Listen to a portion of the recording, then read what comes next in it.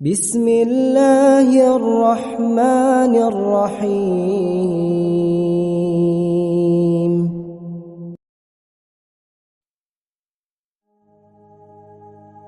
بسم اللہ الرحمن الرحیم۔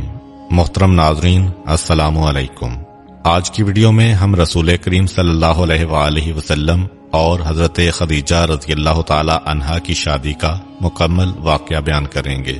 پچھلی ویڈیو میں ہم نے اس سفر کا حال بیان کیا تھا جس میں رسول کریم صلی اللہ علیہ وآلہ وسلم حضرت خدیجہ رضی اللہ تعالی عنہا کا سامان تجارت لے کر شام گئے تھے۔ یہ تجارتی قافلہ شام میں اپنا تجارتی سامان فروخت کرنے کے بعد مکہ کی جانب واپس چلا اور 24-25 دن کی مسافت کے بعد مقام جحفہ پر پہنچا۔ مقام جحفہ شام کی طرف سے آنے والے لوگوں کے لیے میقات کا مقام ہے۔ میقات اس مقام کو کہتے ہیں جہاں پر حج یا عمرہ کے لیے جانے والے لوگ احرام باندھتے ہیں۔ مقام جحفہ پر آ کر یہ قافلہ رک گیا۔ جحفہ سے مکہ تک تقریباً 150 کلومیٹر کا فاصلہ بنتا ہے۔ عرب کا ایک دستور تھا کہ جب کوئی قافلہ کامیاب واپس آئے، تجارت میں انہیں نفع زیادہ ہو، تو ہمیشہ ان کی یہ خواہش ہوتی تھی کہ ہم شہر میں جائیں تو لوگ ہمارا استقبال کریں اور ہمیں مبارکباد دیں۔ چونکہ یہ قافلہ اپنا مال تجارت فروخت کر کے آ رہا ہے، ہر ایک کے پاس پیسے ہیں، اس لیے کسی ویران مقام پر نہیں رک سکتے۔ مکے سے پہلے سب سے بڑا شہر جحفہ ہے۔ جحفہ کے بعد مکہ تک کوئی بڑی آبادی نہیں ہے۔ قافلے کو وہاں روک دیا جاتا ہے اور پھر ہر آدمی اپنے ایک ایک غلام کو بھیجتا ہے تاکہ وہ مکے والوں کو جا کے بتا دے۔ جناب خدیجہ کا غلام میسرہ ہے۔ بنیادی طور پر اس کی ذمہ داری ہے کہ وہ جائے اور جا کے جناب خدیجہ کو اطلاع دے، مگر میسرہ پیغمبر اسلام سے گزارش کرتا ہے کہ آج تک میری مالکہ خدیجہ طاہرہ کو کسی تجارت میں اتنا نفع نہیں ہوا ہے۔ یہ بڑی خوشخبری ہے۔ میری یہ خواہش ہے کہ آپ خود وہاں تشریف لے جائیں اور یہ خبر خود انہیں پہنچائیں۔ پیغمبر اسلام نے کہا کہ ٹھیک ہے، میں تیار ہوں۔ یہ سارے کے سارے لوگ چلے۔ اب یہ سب غلام ہیں، ہر ایک اپنی مرضی سے جاتا ہے۔ پیغمبر اسلام آگے بڑھے۔ چھوٹا سا ایک پہاڑی ٹیلا تھا۔ پیغمبر اسلام وہاں پہنچے اور ایک لمحے کے لیے اس کے پہلو میں چلے گئے۔ میسرہ نے گمان کیا کہ چونکہ صبح کا وقت ہے، شاید آرام کر رہے ہیں، شام کو سفر اختیار کریں گے۔ میسرہ غلام ہے، آقا نہیں ہے کہ اس کام میں کوئی دخل دے۔ وہ خاموش ہو گیا۔ اللہ کے رسول جحفہ کے نزدیک اس ٹیلے کے پہلو میں چلے گئے اور وہاں جا کے بظاہر رک گئے، اس لیے کہ راستہ تو آنکھوں کے سامنے ہے، راستے میں چلتے ہوئے تو نظر نہیں آ رہے ہیں۔ میسرہ بھی خاموش۔ باقی تاجروں میں سے ہر ایک جشن منا رہا ہے، لوگ آرام کر رہے ہیں، تھکن اتار رہے ہیں، اور ادھر غلام دوڑے چلے جا رہے ہیں۔ تاریخ بتاتی ہے کہ اسی دن کی صبح کو جناب خدیجہ طاہرہ اپنی سہیلیوں کے ساتھ جا کر اپنی چھت پر بیٹھ گئیں۔ ریشمی کپڑے کا ایک خیمہ سا بنا کر اس کے نیچے بیٹھی ہوئی ہیں اور محو گفتگو ہیں۔ اچانک جناب خدیجہ طاہرہ کو ایسا محسوس ہوا کہ جیسے ایک نور فضا میں نمودار ہو گیا ہو۔ جناب خدیجہ سمجھیں کہ سورج کی روشنی ہوگی، لیکن فوراً یہ احساس ہوا کہ اتنی گرمی نہیں ہو رہی جو سورج کی اتنی روشنی کے ساتھ ہونی چاہیے۔ گھبرا کے پیچھے کی جانب دیکھا تو کیا دیکھتی ہیں کہ جنت المعلیٰ کے قبرستان کے پیچھے جو پہاڑیاں ہیں وہاں سے ایک نور سا نمودار ہو رہا ہے۔ جب مزید غور کیا تو ایسا لگا کہ جیسے ایک قبہ بنا ہوا ہے، اور یہ قبہ سونے اور چاندی کا بنا ہوا ہے۔ یاقوت اور جواہرات کی لڑیاں اس میں سے لٹک رہی ہیں۔ یہ قبہ کسی اونٹ سوار کے سر پر اس انداز سے ہے کہ وہ سارے کا سارا اونٹ اور اس کا سوار اس قبے کے اندر نظر آ رہا ہے، اور یہ نور اسی قبے سے نمودار ہو رہا ہے۔ جناب خدیجہ گھبرا گئیں کہ میری آنکھوں کو دھوکہ تو نہیں ہو رہا ہے۔ اپنی کنیزوں اور اپنی سہیلیوں سے کہا کہ دیکھو جو کچھ میں دیکھ رہی ہوں، کیا تم بھی یہ دیکھ رہی ہو یا نہیں؟ سب نے مڑ کے دیکھا، تصدیق کی کہ ہاں اے خدیجہ طاہرہ، جو کچھ آپ نے دیکھا وہ ہم نے بھی دیکھا، مگر یہ کیا ماجرا ہے؟ جناب خدیجہ غور سے دیکھتی ہیں اور کہتی ہیں کہ جانور تو مجھے جانا پہچانا لگ رہا ہے، یہ تو ایسا محسوس ہو رہا ہے کہ میرا ہی اونٹ ہے۔ سہیلیوں نے کہا کہ خدیجہ طاہرہ، یہ کیسے ہو سکتا ہے؟ آپ کا اونٹ تو میسرہ کے ساتھ شام کے سفر میں گیا ہوا ہے، وہ یہاں کیسے آ گیا؟ خدیجہ طاہرہ کہتی ہیں کہ نہیں، اب تو میں سوار کو بھی پہچان رہی ہوں، یہ تو وہی ابو طالب کا بھتیجا محسوس ہو رہا ہے۔ اور ساری سہیلیاں متوجہ ہو گئیں۔ تھوڑی دیر گزرتی ہے کہ خدیجہ طاہرہ نے دیکھا کہ جیسے وہ یاقوت سرخ کا قبہ خود بخود غائب ہو گیا ہو اور نور میں بھی تھوڑی کمی آنے لگی۔ پروردگار عالم اپنے حبیب کے اعجاز کو ابھی پوشیدہ بھی رکھنا چاہتا ہے۔ اب وہ اونٹ سوار مکے کے محلے کی تنگ گلیوں میں داخل ہو گیا تو اب خدیجہ طاہرہ کو وہ نظر نہیں آ رہا، اور تھوڑی دیر گزری تھی کہ خدیجہ طاہرہ کے مکان کے دروازے پر دستک ہوئی۔ غلام نے آ کر بتایا کہ ابو طالب کے بھتیجے آئے ہیں جو شام کے سفر پر گئے تھے۔ جناب خدیجہ طاہرہ بے اختیار دوڑ کر دروازے پر جاتی ہیں۔ سب کو حیرت ہو رہی ہے کہ وہ خاتون جس کے اشارے پہ 70 کنیزیں حرکت میں آ جاتی ہیں، پہلا موقع ہے کہ اس طرح دوڑ کر بے چینی کے عالم میں دروازے پر گئیں۔ پیغمبر اسلام کو لے کر آئیں اور پہلا سوال یہ کیا کہ آپ تجارت کے سفر سے کب تشریف لائے؟ اب جناب خدیجہ تجسس میں ہیں کہ وہ اونٹ سوار یہی ہیں یا یہ اپنے گھر سے تشریف لا رہے ہیں۔ پیغمبر اسلام نے کہا کہ میں تو ابھی مکہ میں داخل ہوا ہوں اور ابھی خانہ خدا تک بھی نہیں گیا، آپ تک پیغام پہنچانے آیا ہوں کہ آپ کا قافلہ آ گیا ہے، سامان تجارت فروخت ہو گیا ہے، آپ کا غلام میسرہ بھی آ رہا ہے۔ کچھ تجارتی گفتگو ہوئی۔ ایک مرتبہ جناب خدیجہ طاہرہ نے پوچھا کہ وہ قافلہ ہے کہاں؟ جواب دیا جحفہ پر ہے۔ جناب خدیجہ انتہائی حیران کہ آپ کہہ رہے ہیں کہ آج صبح کو آپ قافلے سے چلے تھے اور اب یہاں پہنچ گئے، اس کو تو کم سے کم 2 دن لگنا چاہیے تھے۔ پیغمبر نے کہا کہ جو کچھ میں نے کہا ہے صحیح ہے۔ خدیجہ طاہرہ نے اس کے بعد کوئی سوال نہ کیا۔ ناشتے کا انتظام کیا گیا اور زمزم کی ایک مشق کو منگوایا گیا۔ پیغمبر کی خدمت میں یہ تحفے دیے گئے۔ پیغمبر اسلام مکان سے نکلے اور جحفہ کی جانب جانے لگے۔ جناب خدیجہ کو اطمینان نہ ہوا۔ دراصل جناب خدیجہ کا معاملہ ایک عام بزنس پارٹنر کا معاملہ نہیں ہے، خدیجہ طاہرہ کو شادی بھی کرنا ہے، اس لیے وہ اپنے دل میں پیدا ہونے والے ہر شک کو ختم کرنا چاہتی ہیں۔ خدیجہ طاہرہ نے وہ آب زمزم کی مشق اور کھانا منگوانے کے بعد کہا کہ اگر آپ کو زحمت نہ ہو تو بس ایک تجویز میں اور دینا چاہتی ہوں، وہ یہ کہ آپ واپس قافلے میں چلے جائیں اور قافلے کے ساتھ شامل ہو کر واپس آئیں۔ علماء کہتے ہیں کہ جناب خدیجہ کی غرض یہی تھی کہ وہ پہچان لیں کہ وہ جو نور انہوں نے دیکھا ہے وہ آنکھوں کا دھوکہ تھا یا حقیقت تھی، اور وہ نور اسی نوجوان کے ساتھ تھا یا اتفاق سے اس وقت وہاں سے کوئی اور آدمی گزرا ہو اور یہ نور اس کی وجہ سے بلند ہوا ہو۔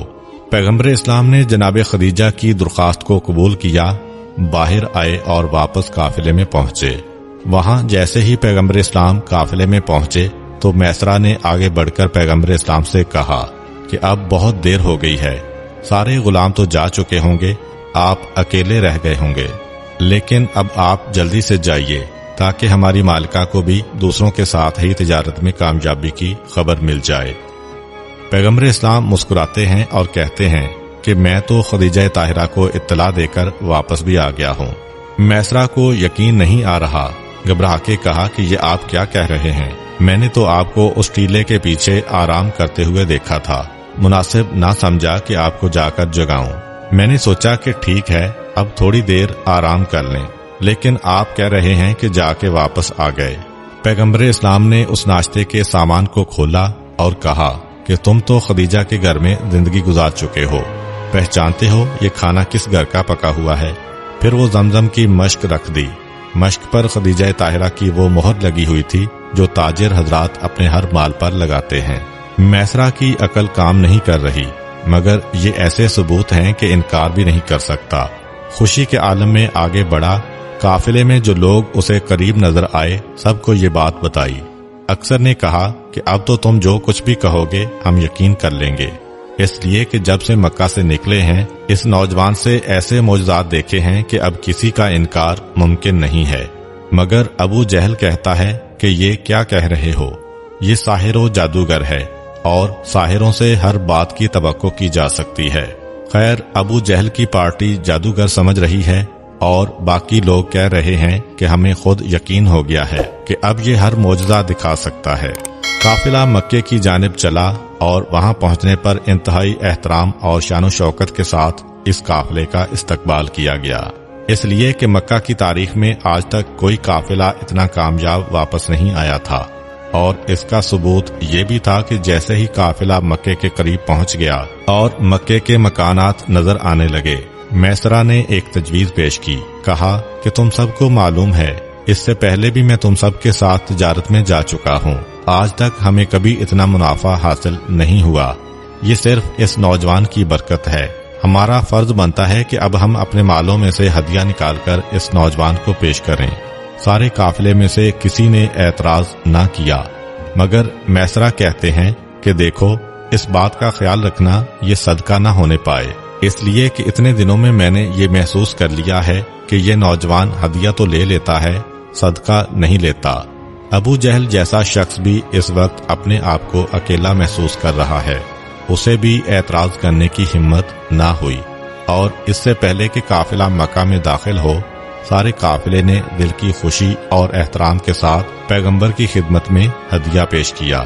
پیغمبر نے ہدیہ قبول کیا اور اپنے مکان کی جانب چلے گئے، اس لیے کہ اب پیغمبر کو جا کے خدیجہ طاہرہ سے گفتگو کرنے کی ضرورت نہیں ہے، مگر وہاں خدیجہ طاہرہ بے چین ہیں۔ خدیجہ طاہرہ نے دوبارہ یہ منظر دیکھا کہ ہاں اس نوجوان کے ساتھ ایک نور آ رہا ہے، دل کو یقین ہوتا چلا گیا کہ یہی وہ گوہر مقصود ہے کہ جس کا میں انتظار کر رہی تھی۔ اب میسرہ جذبات اور جوش میں بھرا ہوا خدیجہ طاہرہ کی خدمت میں پہنچتا ہے۔ جناب خدیجہ پوچھتی ہیں، میسرہ میں نے تمہیں ایک خاص مقصد سے بھیجا تھا کہ تمہیں اس نوجوان کے ساتھ رہنا ہے اور واپس آ کر اطلاع دینا ہے کہ تم نے اسے کیسا پایا۔ میسرہ جناب خدیجہ کو سارے واقعات سناتا ہے، وہ سیلاب کا آنا، وہ اژدہے کا آنا، وہ خشک کنویں سے پانی کا جاری ہونا، وہ درخت کا سرسبز ہونا، ہر پتھر کا سلام کرنا، ہر درخت کی ٹہنی کا جھک کے سجدہ کرنا، یہ سارے واقعات سنا رہا ہے میسرہ، اور آخر میں وہ پیغام بھی دیا جو اس راہب نے میسرہ کو بلا کے خاص جناب خدیجہ کے لیے بھجوایا تھا۔ جناب خدیجہ نے سب کچھ سنا اور آخر میں میسرہ کہتا ہے کہ ایک معجزہ تو ایسا ہے کہ مجھے خبر دینے کی ضرورت نہیں ہے، آپ آنکھوں سے دیکھ سکتی ہیں، وہ یہ کہ ہم نے دیکھا کہ اول تو یہ نوجوان ہمارے ساتھ کھانے میں کم شریک ہوتا تھا، لیکن جب کبھی شریک ہو گیا تو پھر ہم نے یہ دیکھا کہ کتنا ہی کم کھانا ہو وہ سارے کے سارے ساتھیوں کے لیے پورا ہوتا ہے، اور پھر بھی اتنا بچا رہتا ہے جتنا ابتدا میں تھا، یہ تو آپ اپنی آنکھوں سے دیکھ سکتی ہیں۔ میسرہ کی بات جناب خدیجہ کی سمجھ میں آ گئی، کہا کہ جاؤ جا کے فوراً بلا کر لاؤ اور کہو کہ اس وقت تھوڑی دیر کے لیے آپ ہمارے ساتھ ہمارے دسترخوان پر بیٹھ جائیں۔ پیغمبر اسلام میسرہ کے ساتھ تشریف لائے۔ جناب خدیجہ نے گھر میں جتنے بھی مرد تھے، رشتہ دار، غلام، سب کو جمع کیا اور ایک دسترخوان پر بٹھایا، اس حالت میں کہ ایک چھوٹے سے پیالے میں کھجوریں بھر کے رکھ دیں اور سب کے سب دسترخوان پر بیٹھ گئے۔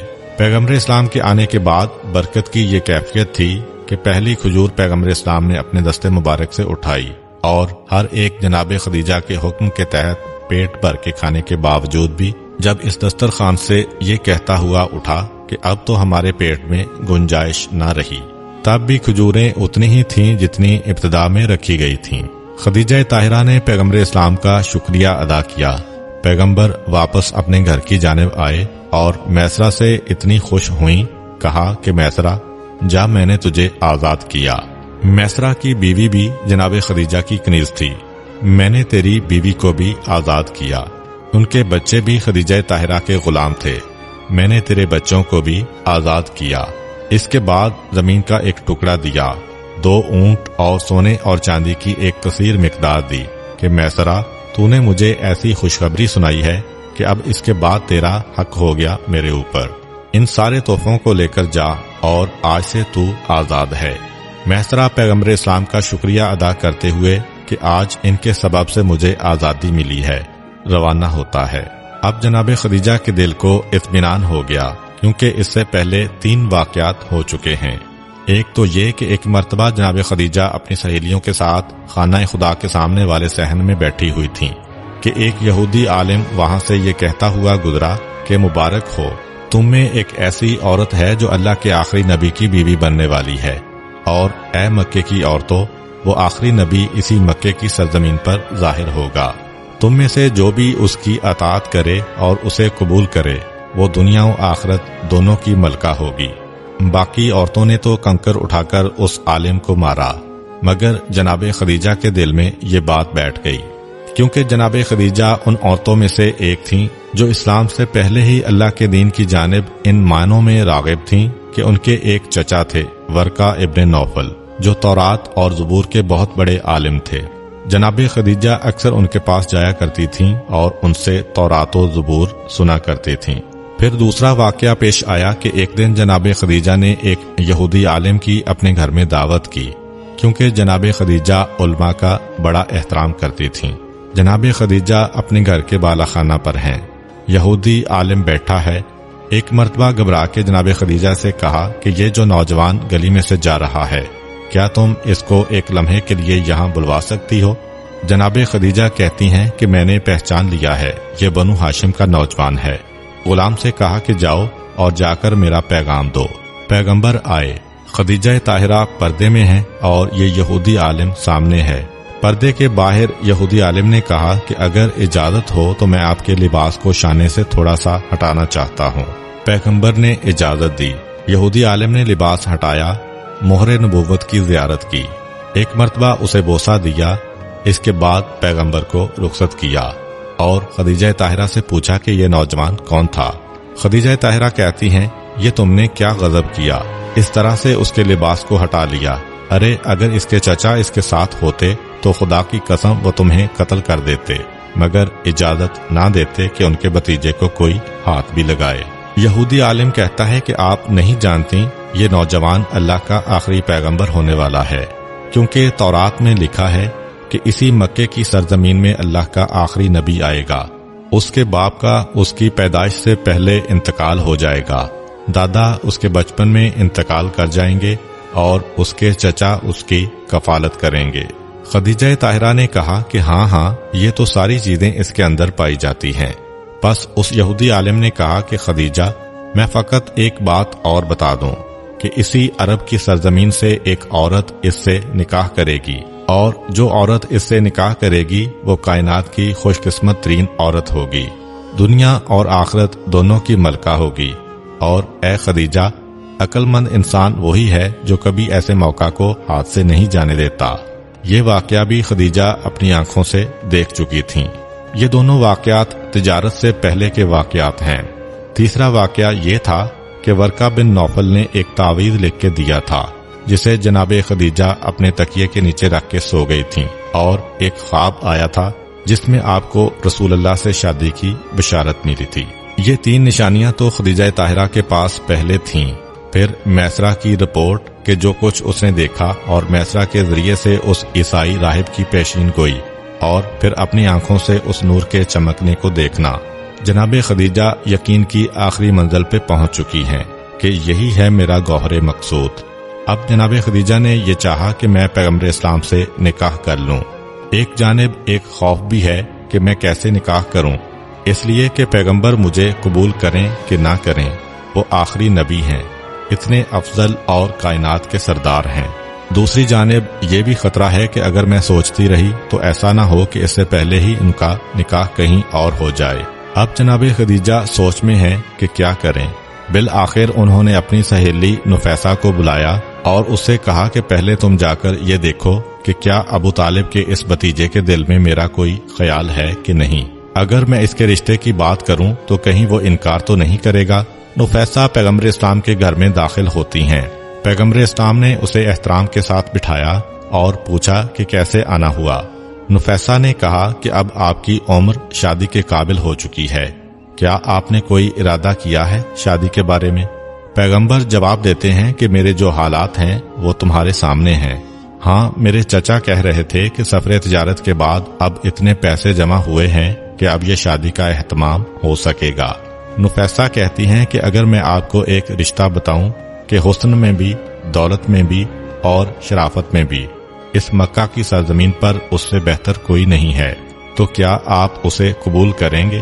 پیغمبر اسلام کے جو علم لدنی کے مالک ہیں، ہر غائب اور حاضر کو جانتے ہیں، مگر ظاہری اعتبار سے گفتگو کرتے ہوئے کہتے ہیں کہ میں تمہارا اشارہ سمجھ گیا۔ نفیسہ کہتی ہیں کہ خدیجہ طاہرہ خود آپ سے گفتگو کرنا چاہتی ہیں۔ اگلے دن پیغمبر اسلام تیار ہو کر جناب خدیجہ کے مکان میں گئے۔ جناب خدیجہ پیغمبر اسلام سے کہتی ہیں کہ آپ نے سفر تجارت میں بڑا نفع حاصل کیا، میں آپ کا شکریہ ادا کرتی ہوں۔ اب جو کچھ آپ کا حصہ ہے اس میں آپ کا کیا ارادہ ہے؟ کہا کہ میرے چچا نے کہا ہے کہ تم خود اپنے اونٹ خرید لو اور اپنی تجارت خود شروع کر دو، اور باقی جو پیسے بچیں گے اس سے وہ میری شادی کا انتظام کرنا چاہتے ہیں۔ پیغمبر اسلام سے یہ جملہ سننا تھا۔ خدیجہ طاہرہ نے کہا کہ آپ کا کیا خیال ہے، کس کا انتخاب آپ کریں گے؟ میرے ذہن میں بھی آپ کے لیے ایک رشتہ ہے جو خاندان کے اعتبار سے بھی آپ کی شریک ہے اور جو ہر اعتبار سے ہر مقام پر آپ کی مدد کرنے والی ہے۔ پیغمبر اسلام سمجھ تو چکے ہیں، مگر کہتے ہیں کہ اے خدیجہ، میرا ارادہ یہ تھا کہ میں اس خاندان میں رشتہ کروں جو دولت کے اعتبار سے میرے برابر تو ہو مگر مجھ سے بلند نہ ہو۔ جناب خدیجہ کہتی ہیں کہ پھر تو یہ رشتہ آپ کے لیے سب سے مناسب ہے۔ اپنا نام بھی نہیں لے رہی ہیں، اشارتاً بات بھی ہو رہی ہے۔ پیغمبر سوال کرتے ہیں کہ کیسے؟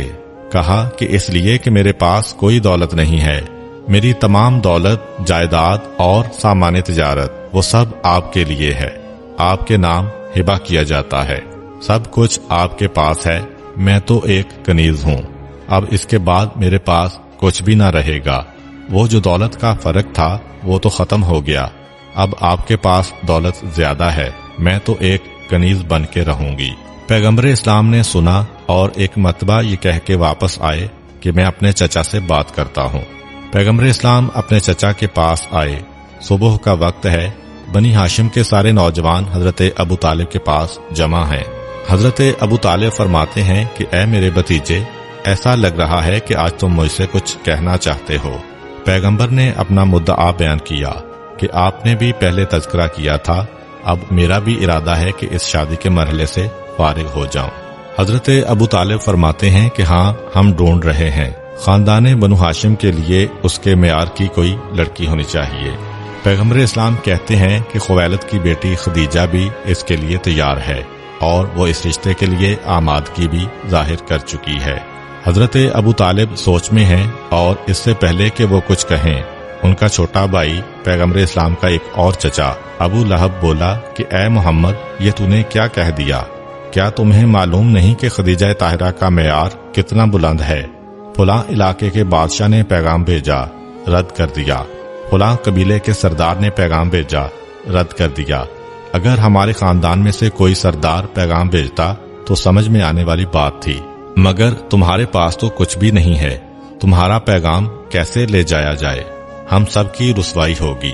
ابو لہب کا اتنا کہنا تھا کہ پیغمبر اسلام کے ایک اور چچا جناب عباس جلال کے عالم میں کھڑے ہو گئے۔ کہا کہ خبردار، اپنی زبان کو روک، کیا کمی ہے میرے بھتیجے میں؟ کیا تمہیں پتا نہیں کہ بنی ہاشم کا جو کچھ بھی ہے وہ سب میرے بھتیجے کے لیے ہے؟ ہم سب اس پہ متفق ہیں۔ یہ تو نے کیا کہہ دیا کہ اگر بنی ہاشم کے کسی اور سردار کا رشتہ ہوتا تو بھیجا جا سکتا تھا؟ ہم سب اس کے غلام ہیں، یہ ہمارا سردار ہے۔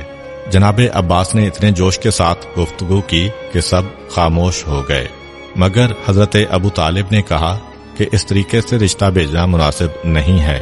بنو ہاشم کا رشتہ رد ہو گیا تو بہرحال یہ ایک توہین مانی جا سکتی ہے عرب کے ماحول میں۔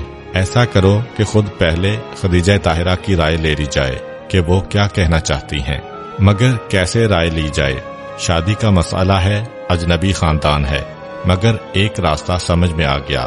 حضرت ابو طالب کی بہن ہے جناب صفیہ، یعنی پیغمبر اسلام کی پھوپھی۔ جناب صفیہ کی شادی جناب خدیجہ کے خاندان میں ہوئی تھی، جناب خدیجہ کے بھائی سے ہوئی تھی۔ اس اعتبار سے صفیہ رسول خدا کی پھوپھی ہیں، ابو طالب کی بہن ہیں، مگر خدیجہ طاہرہ کی باوج ہیں۔ جناب خدیجہ نے دیکھا کہ آج بے وقت میری باوج میرے پاس آ رہی ہیں، فوراً سمجھ گئیں کہ یہ کیا معاملہ ہے۔ جناب صفیہ نے بات چھیڑی، خدیجہ، شادی کے بارے میں تمہارا کیا ارادہ ہے؟ جناب خدیجہ نے فوراً جواب دیا کہ میں نے طے کر لیا ہے کہ اب میں شادی کروں گی تو آپ کے بھتیجے سے کروں گی، اور میں اس کے لیے مکمل طور پر تیار ہوں۔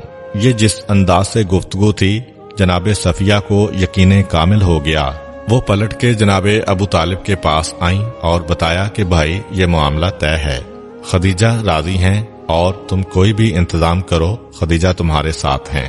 بہن نے آ کر یقین دلایا۔ ابو طالب تیار ہوئے، پیغمبر اسلام کا رشتہ لے کر جا رہے ہیں۔ بنی ہاشم کے جوان بڑی شان و شوکت سے نکلے۔ ابو طالب کی قیادت میں یہ قافلہ چلا اور جناب خدیجہ کے گھر پہنچا۔ جناب خدیجہ کے والد کا اس وقت انتقال ہو چکا تھا۔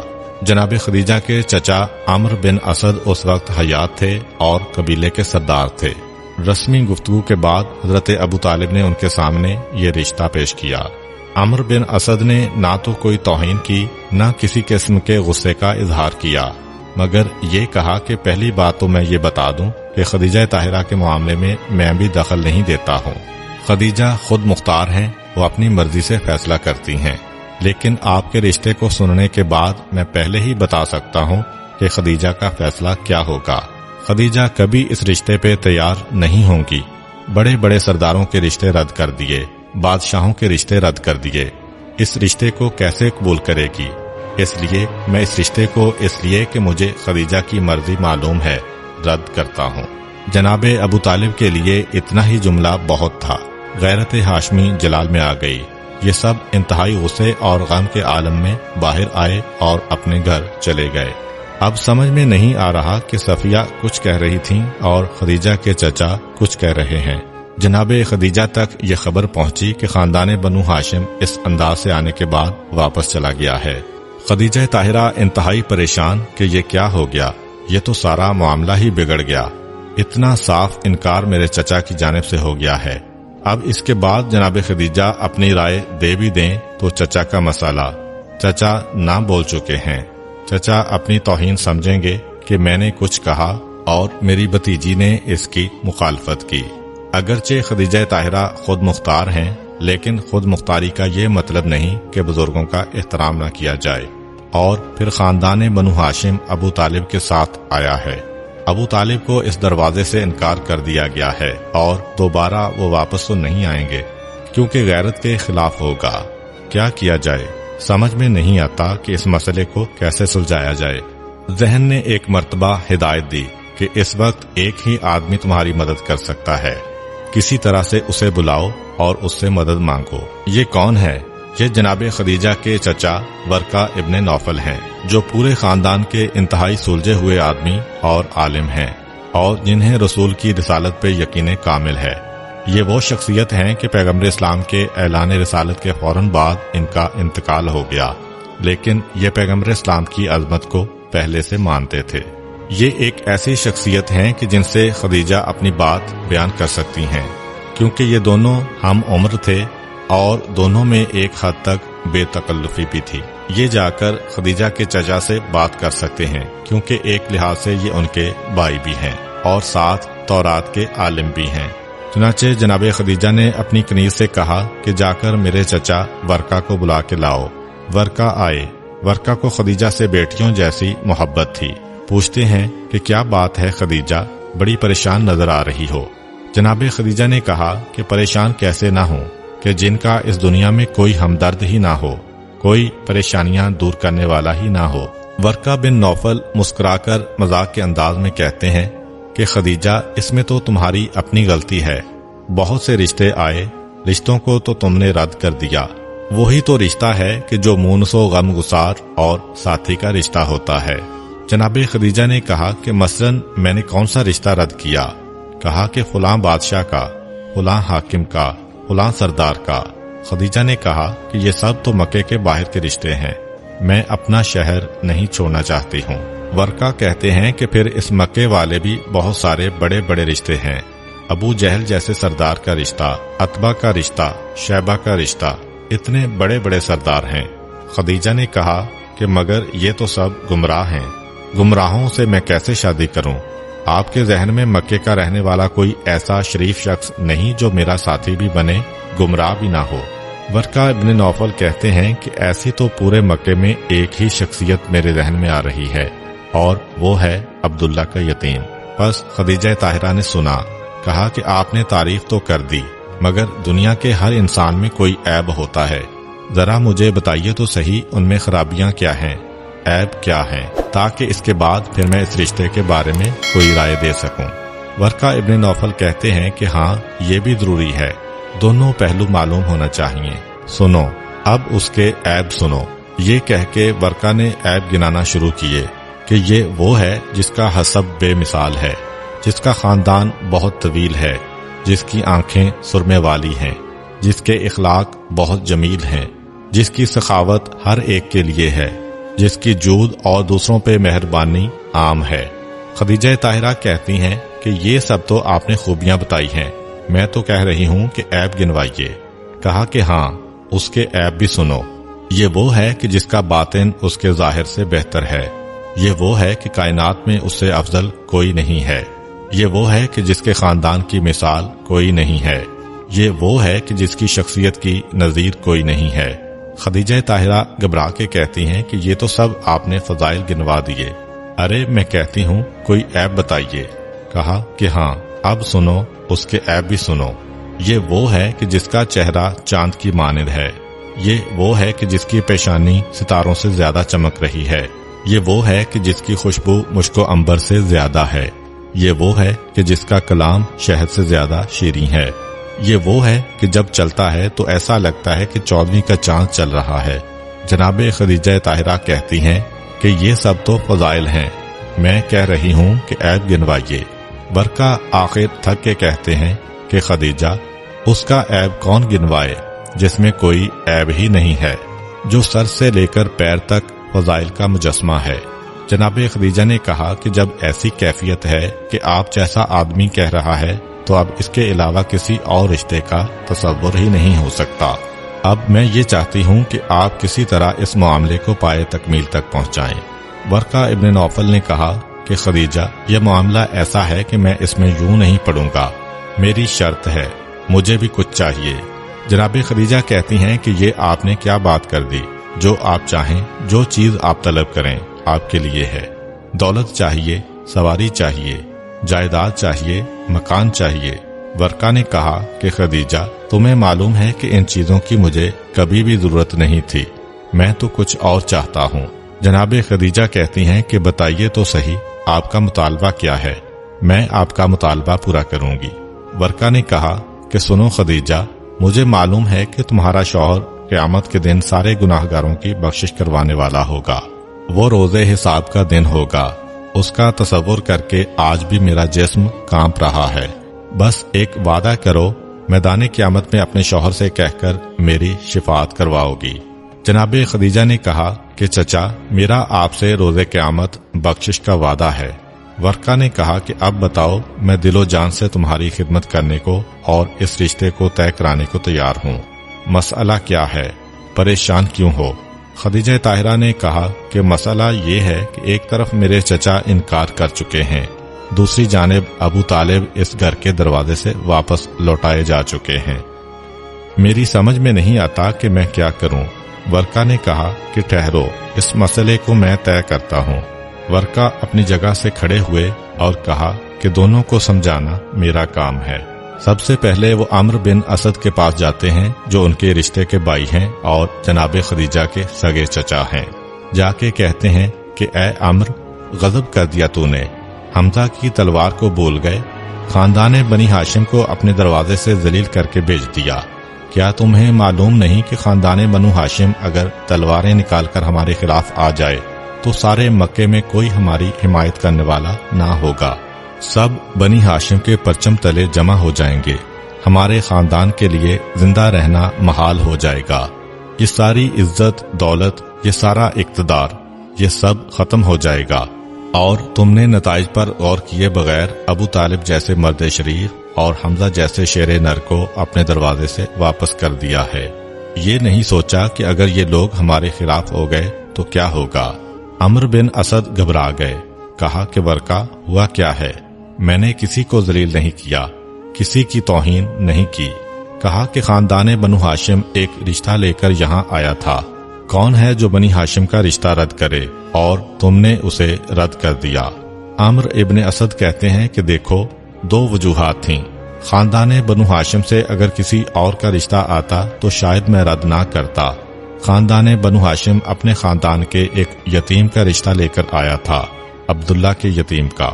یہ یتیم ہے جس کے پاس دنیاوی دولت نہیں ہے، اور ہم لوگ اس سے پہلے عتبہ، شیبہ اور ابو جہل جیسے بڑے بڑے سرداروں کے رشتے کو رد کر چکے ہیں خدیجہ کی وجہ سے۔ اب اگر ان کو اطلاع مل جائے کہ ہمارے رشتوں کو ٹھکرایا گیا تھا اور ایک یتیم کے رشتے کو قبول کیا گیا ہے تو سارا مکہ ہمارے خلاف ہو جائے گا۔ سب یہ سمجھیں گے کہ ہم نے ان کی توہین کی ہے۔ اتنے سارے لوگوں کا مقابلہ کون کرے؟ اور دوسری وجہ یہ ہے کہ اگر میں راضی بھی ہو جاتا تو میری بھتیجی خدیجہ کہاں ماننے والی ہے؟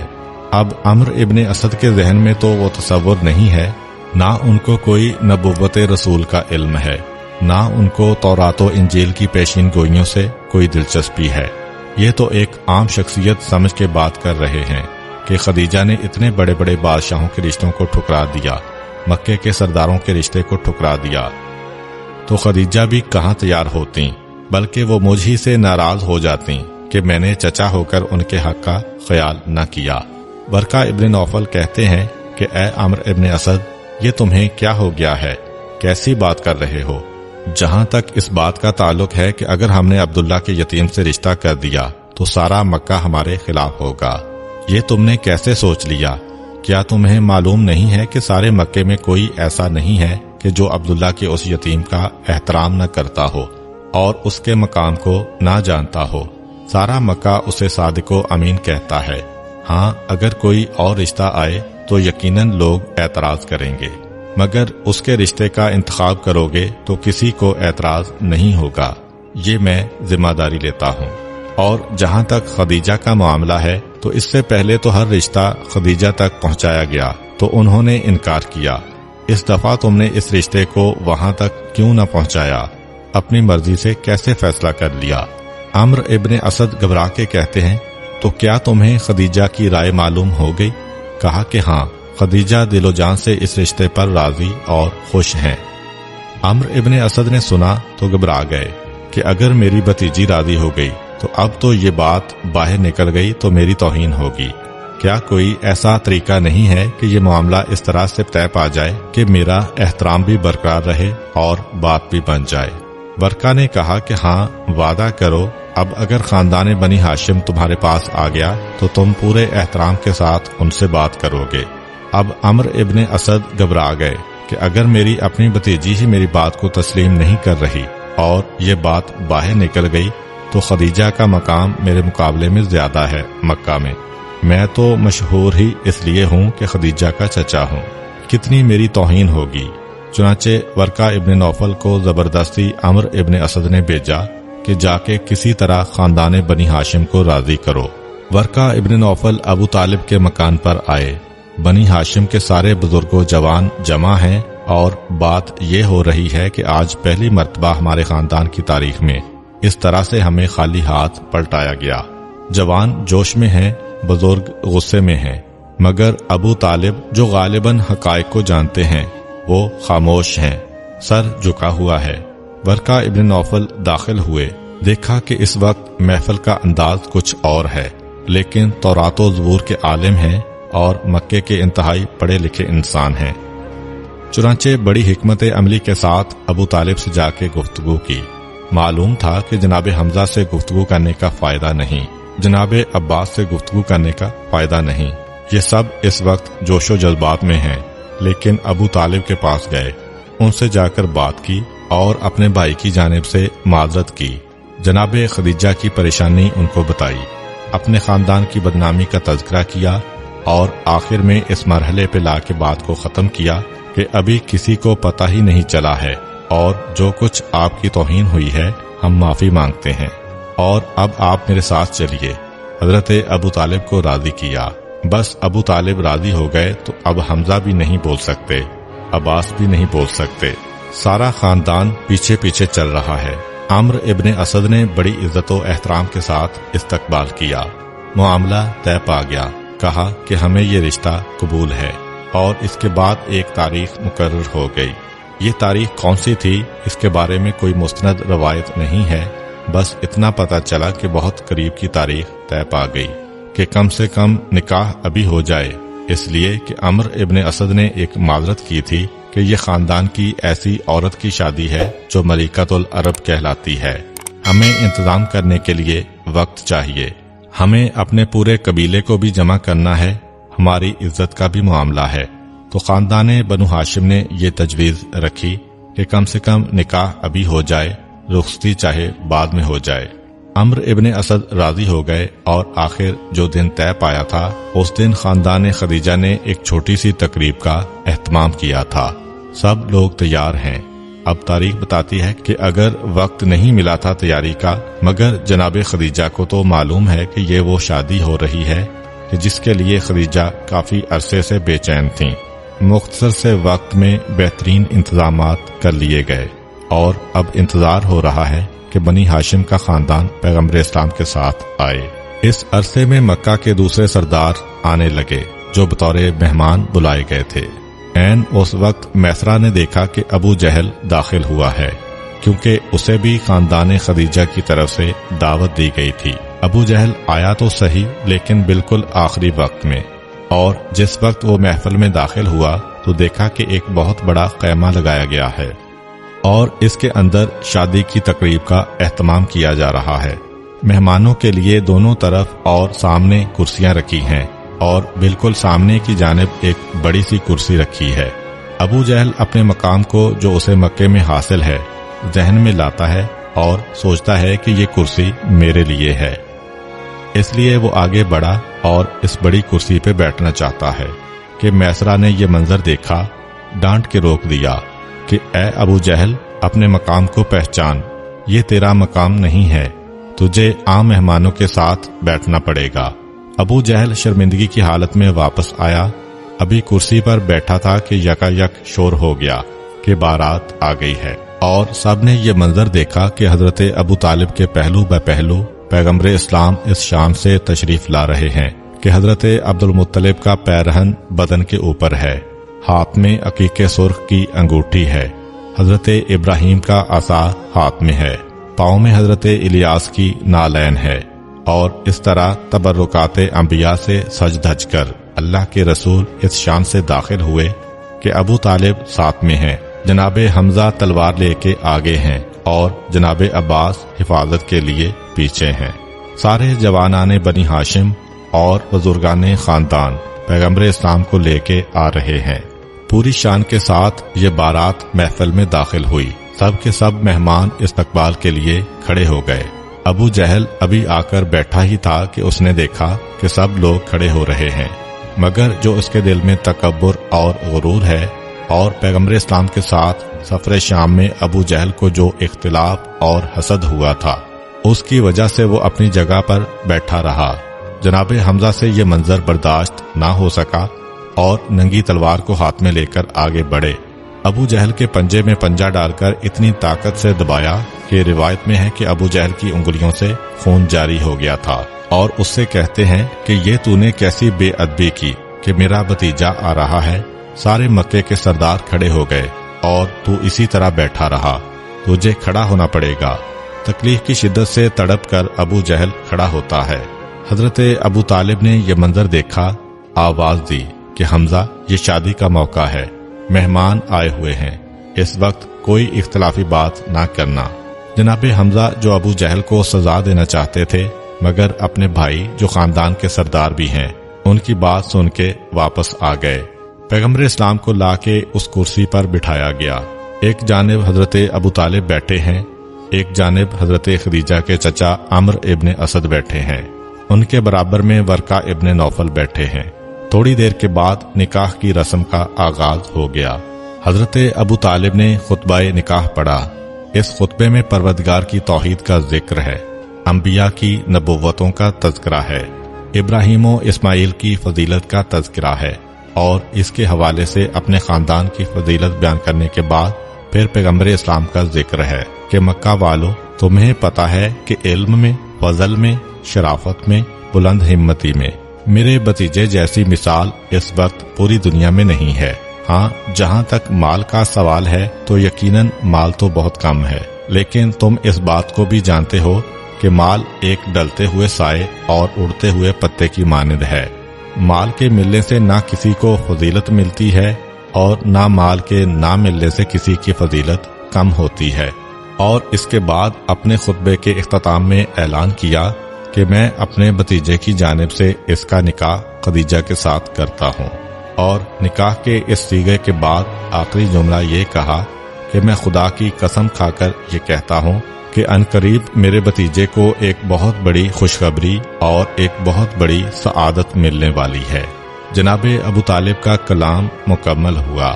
اب اس کے بعد عمرو ابن اسد کے جو حضرت خدیجہ کے نمائندے ہیں انہیں جواب دینا ہے، لیکن ورقہ ابن نوفل نے بڑی تیزی کے ساتھ جواب دیا۔ پہلے اللہ کی تعریف بیان کی اور انبیاء کا تذکرہ کیا، پھر اپنے خطبے میں کہا کہ اے سردار قریش، کون ہے کہ جو آپ کے خاندان کی عظمت کو نہیں جانتا، اور ہمارے لیے بڑے فخر کا مقام ہے کہ آج ہم اپنے خاندان کے رشتے کو آپ سے جوڑ رہے ہیں، اور میں اپنی بھتیجی خدیجہ کا نکاح آپ کے بھتیجے سے کرتا ہوں۔ نکاح کا یہ جملہ ورقہ نے ختم کیا۔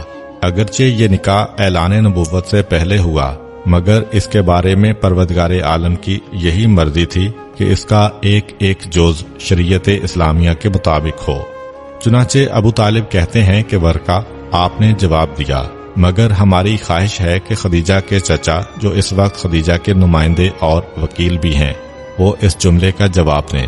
ایسا لگتا ہے کہ ورقہ ابن نوفل نے شاید اس لیے جلدی کی کہ وہ چاہتے تھے کہ اس سعادت میں میرا نام بھی لکھا جائے کہ اللہ کے آخری رسول کے نکاح میں نے بھی چند جملے ادا کیے ہیں، میں نے بھی حصہ لیا ہے، کیونکہ شرعاً تو سگے چچا کو جواب دینا چاہیے تھا۔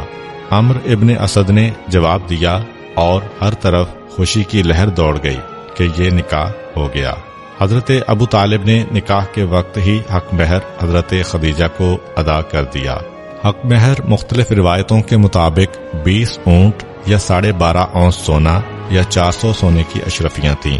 اس کے بعد اسی دن ولیمے کا اہتمام کیا گیا، اور اس شان سے کہ ایک اونٹ حضرت ابو طالب نے اپنی طرف سے ذبح کیا، ایک اونٹ پیغمبر اسلام نے اپنے مال میں سے، اور بہت سارے اونٹ جناب خدیجہ نے اپنے مال میں سے ذبح کر کے دعوت ولیمہ کا اہتمام کیا۔ اس کے بعد جناب خدیجہ کے خاندان نے رخصتی کے لیے مہلت مانگی، اور نکاح ہونے کے بعد خاندان بنو ہاشم واپس اپنے گھر آ گیا۔ تاریخ بتاتی ہے کہ تقریباً 6 مہینے رخصتی کی تیاریاں ہوتی رہیں۔ جناب خدیجہ نے رخصتی کے لیے شایان شان اہتمام کیا تھا۔ مقررہ تاریخ پر خاندان بنو ہاشم پھر ایک مرتبہ خاندان خدیجہ کے محلے کی طرف آتا ہے۔ شان و شوکت جو روایتوں میں لکھی ہے، انسان جب اس کو دیکھتا ہے تو دنگ رہ جاتا ہے کہ جناب خدیجہ نے کیا انتظامات کیے تھے، کس طرح سے مشک کا چھڑکاؤ کیا گیا تھا، کس طریقے سے سونے اور چاندی کے زیورات کنیزوں تک کو پہنائے گئے تھے۔ تاریخ بتاتی ہے کہ شادی کی تقریب میں جتنی کنیزوں نے حصہ لیا ان کے سر کے ایک ایک بال میں موتیوں کو پرویا گیا تھا۔ انتہائی قیمتی قالین سارے محلے میں بچھائے گئے تھے، اور اس شان کے ساتھ خدیجہ طاہرہ کی رخصتی کا انتظام ہوا کہ اس موقع پر خاندان بنو ہاشم کی 2 عورتیں دلہن کو اپنے ساتھ لے کر آئیں۔ ایک تو حضرت خدیجہ کی بہاوج جناب صفیہ ہیں، جو دوسری جانب حضرت ابو طالب کی بہن اور پیغمبر اسلام کی پھوپھی ہیں، اور دوسری خاتون فاطمہ بنت اسد تھیں جو پیغمبر اسلام کی چچی ہیں۔ پیغمبر اسلام کی چچی اور پھوپھی جناب خدیجہ کو اپنے ساتھ لے کر آتی ہیں، اور جناب خدیجہ محلہ بنی ہاشم میں آ کر حضرت ابو طالب کے گھر اترتی ہیں، اور آپ کا پہلا قدم حضرت ابو طالب کے گھر میں پڑتا ہے۔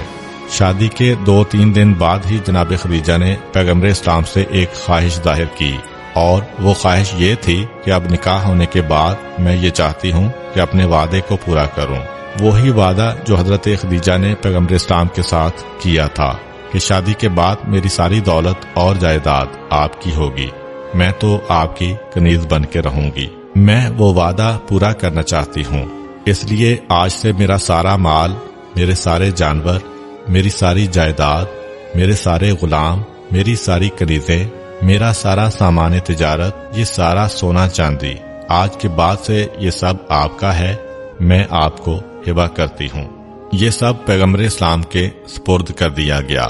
تاریخ کہتی ہے کہ جس وقت حضرت خدیجہ یہ سب سامان پیغمبر اسلام کے سپرد کر چکی تھیں اور حالت یہ تھی کہ خدیجہ کے پاس کچھ نہ رہا اور خدیجہ واقعاً ایک کنیز بن گئیں۔ شادی کے کچھ عرصہ بعد پیغمبر اسلام حضرت خدیجہ کے گھر منتقل ہو گئے تھے، جو اب خود ان کا گھر تھا۔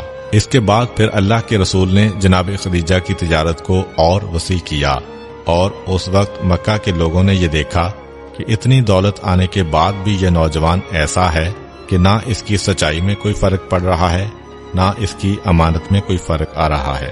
کیونکہ بہت سے لوگ ایسے ہوتے ہیں کہ جب تک ان کے پاس پیسہ نہیں ہوتا ان کا ایمان بھی سلامت ہے، ان کا کردار بھی سلامت ہے، ہر وعدے میں سچے ہوتے ہیں، مگر جیسے جیسے ان کی دولت میں اضافہ ہوتا جاتا ہے ویسے ویسے ان کا کردار ختم ہونے لگتا ہے۔ تاریخ کہتی ہے کہ جناب خدیجہ کی اتنی دولت جب پیغمبر اسلام کے ہاتھ میں آ گئی تو سارے مکے نے حیرت سے یہ منظر دیکھا کہ اب تو رسول دولت کے اعتبار سے مکے میں سب سے بڑے ہو گئے، لیکن ابھی تک نہ صداقت میں کوئی کمی ہے نہ امانت میں کوئی کمی ہے۔ وہی انداز اور وہی طریقہ ہے۔ اب وہ مرحلہ آ گیا کہ جس وقت مکہ والوں نے یقین کے ساتھ کہا کہ آج سے پہلے بھی ہم انہیں صادق و امین کہتے تھے، لیکن اب تو ان کے صادق و امین ہونے میں کوئی شک ہی باقی نہ رہا۔ یہی وجہ ہے کہ اعلان نبوت کے بعد ہر طرح کی دشمنی کے باوجود بھی مکہ کے لوگ اپنی امانتیں پیغمبر اسلام کے پاس رکھوایا کرتے تھے۔ تاریخ بتاتی ہے کہ شادی کے بعد پیغمبر اسلام اور جناب خدیجہ نے پورے 25 سال گزارے ہیں ایک ساتھ، 15 سال اعلان نبوت سے پہلے اور 10 سال اعلان نبوت کے بعد۔ جناب خدیجہ سے پیغمبر اسلام کی 3 اولادیں ہوئیں، 2 بیٹے اور 1 بیٹی۔ ایک بیٹے کا نام قاسم تھا جن کی ولادت بعثت سے قبل مکہ میں ہوئی اور آپ 2 سال کی عمر میں وفات پا گئے، اور دوسرے بیٹے کا نام عبداللہ جن کے 2 لقب طیب اور طاہر بھی ہیں، یہ بھی بچپن میں ہی وفات پا گئے تھے، اور بیٹی کا نام جناب فاطمہ الزہرا رضی اللہ تعالی عنہا ہے۔ 3 بیٹیاں ام کلثوم، رقیہ اور زینب رضی اللہ تعالی عنہما حضور صلی اللہ علیہ وآلہ وسلم کی پروردہ تھیں، جن کے بارے میں بعض مورخین کا خیال ہے کہ وہ حضرت خدیجہ کی بیٹیاں تھیں، اور کچھ کا خیال ہے کہ ان کی بہن حالہ کی بیٹیاں تھیں۔ ان کے باپ کا نام ابو الہند تھا۔ علامہ معتمد بدخشانی نے مرجع الانس میں لکھا ہے کہ یہ لڑکیاں زمانہ کفر میں حالہ اور ابو الہند میں باہمی چپکلش کی وجہ سے جناب خدیجہ کے زیر کفالت اور زیر تربیت رہیں، اور حالہ کے انتقال کے بعد جناب خدیجہ کے ساتھ ہی رہنے لگیں اور ان کی بیٹیاں کہلائیں۔ اس کے بعد جناب خدیجہ کے توسط سے حضرت صلی اللہ علیہ وآلہ وسلم سے منسلک ہو کر اسی طرح رسول اللہ کی بیٹیاں کہلائیں، جس طرح جناب زید رضی اللہ تعالی عنہ محاورہ عرب کے مطابق آپ کے بیٹے کہلائے تھے۔ بہرحال یہ ایک علمی بحث ہے، اس کے بارے میں علماء ہی بہتر بتا سکتے ہیں۔ 25 سال کی عمر میں پیغمبر اسلام کی شادی ہوئی، 50 سال کی عمر تھی جب جناب خدیجہ کا انتقال ہوا، اور پیغمبر نے اپنے ہاتھوں سے جنت المعلا کے قبرستان میں آپ کو دفن کیا۔ جناب خدیجہ کی عمر اس وقت 65 سال تھی۔ تاریخ بتاتی ہے کہ جتنا عرصہ جناب خدیجہ زندہ رہیں پیغمبر اسلام نے کوئی دوسرا نکاح نہیں کیا تھا۔ آخر میں صرف اتنا کہوں گا کہ لاکھوں سلام ہو اس ام المومنین کی عظمت پر کہ جو اتنی دولت کی مالکہ تھیں کہ ملکۃ العرب کہلاتی تھیں، لیکن پیغمبر اسلام سے شادی کے بعد ساری دولت ان کے سپرد کر دی اور اسلام پر خرچ کر دی، اور خود ان کی کنیز کی طرح زندگی گزاری۔ حتیٰ کہ جب پیغمبر اسلام غار حرا میں عبادت کے لیے جایا کرتے تھے تو یہ بی بی مکہ کی سنگلاخ پہاڑیوں پر پیدل چل کر پیغمبر اسلام کے لیے کھانا لے کر جایا کرتی تھیں۔ امید کرتا ہوں کہ آپ کو آج کی ویڈیو اچھی لگی ہوگی۔ اگر آپ کو ہماری ویڈیو اچھی لگی ہے تو ویڈیو کو لائک کریں، اور مزید اس طرح کی ویڈیوز دیکھنے کے لیے ہمارا چینل سبسکرائب کر لیں۔ ملتے ہیں نیکسٹ ویڈیو میں، اجازت دیجیے، اللہ حافظ۔